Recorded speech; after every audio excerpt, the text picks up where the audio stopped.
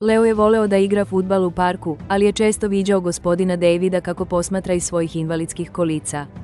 Leo se osjećao pomalo stidljivo i nesigurno šta da kaže, ponekad bi čak brzo skrenuo pogled. Jednog sunčanog popodneva, njegova prijateljica Mia primetila je Leovu nelagodnost i prišla. "Zašto ne pozdraviš gospodina Davida?" nežno ga je upitala. Leo je promarmljao, "Ne znam o čemu da pričam, Mia. Šta ako kažem nešto pogrešno?" Mia se nasmešila i odgovorila, "Gospodin David voli priče i ima mnogo zanimljivih koje može da podeli." Zatim je gurnula invalidska kolica prema gospodinu Davidu, koji je uvek imao topao osmeh. Mia je predstavila Lea, koji je još uvek bio malo nervozan. Gospodin David ih je ljubazno pozdravio, pitajući o njihovoj igri. Leo je polako počeo da priča o svom omiljenom timu. Gospodin David je podelio smešnu priču iz svoje mladosti, o tome kako je jednom pokušao da igra tenis sa slomljenim reketom. Leo se nasmejao, osjećajući se mnogo opuštenije.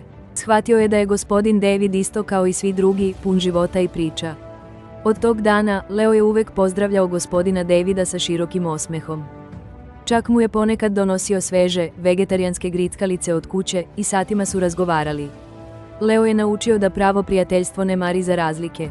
Svako zaslužuje dobrotu i poštovanje, bez obzira na svoje sposobnosti. Ispružanjem ruke i deljenjem osmeha možemo ulepšati nečiji dan i izgraditi divna prijateljstva. Pretplatite se na Serbian Repo za više dirljivih priča, lajkujte ovaj video i podelite svoje misli u komentarima.